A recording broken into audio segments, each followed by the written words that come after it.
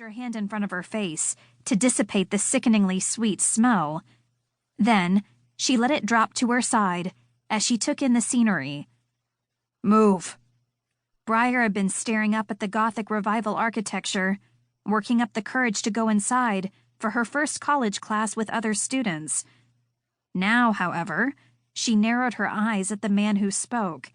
Pointedly, she stared at the available sidewalk around her. In response, he merely raised a dark eyebrow bisected with a scar. Don't be a dick, Sylvain. Sorry, miss. A behemoth of a man with blonde hair elbowed his friend and tipped his chin in an old-world way that made her smile. The dark man snorted, and her good feelings melted away. Walk around me.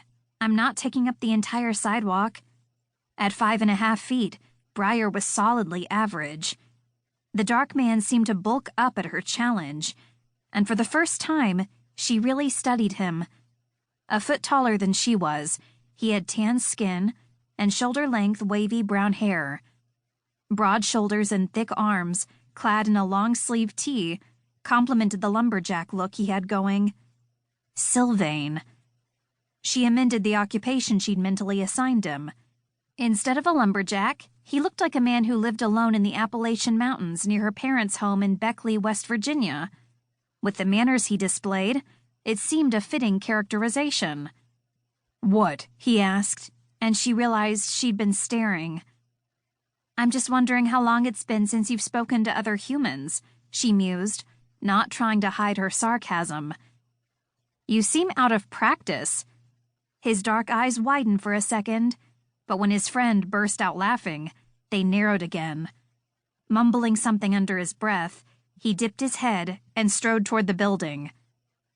Hope I don't have class with that guy, she muttered, and the light-haired man laughed again. Don't worry, you won't. Sylvain's too dumb for college. Have a good day, miss. It's been a pleasure. Like he had earlier, the man addressed her formally. When he bowed, hand over his heart, Briar took a step back, surprised.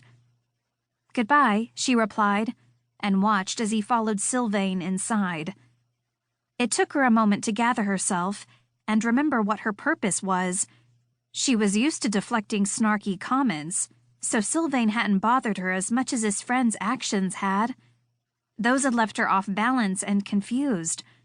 A part of her wondered if the man had been making fun of her and his friend. Annoyed at herself for being distracted by a single unexpected blip, she straightened her shoulders and went inside. It was late afternoon, but sunlight still poured in from the windows. The outside of the building belied the bright, open interior. Light floors and stainless steel fixtures made the room seem full of light, and instinctively, Briar searched for the shadows.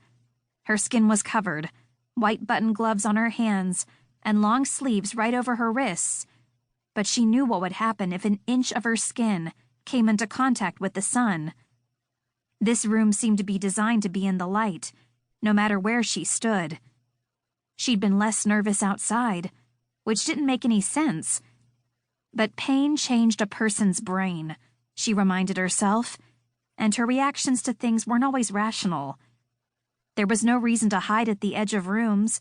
She was covered, and if she hadn't burned outside, she wouldn't burn inside. Taking a deep breath to shore up her nerves, she searched for a map of the building, identified the auditorium where Professor Nors was lecturing, and made her way there. As she suspected, all she needed to do was follow the hordes of people to find the hall. Professor Nors's mysteriousness made him that much more popular.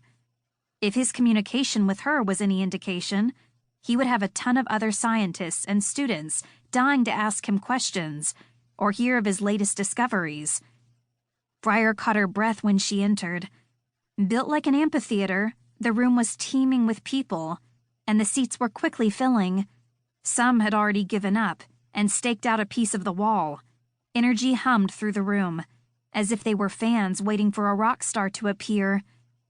Briar moved as close to the front as possible. Grateful, in this room at least, there were no windows. She was able to slide her hat off her head and remove her gloves and immediately felt more at ease. Those pieces of clothing were the things that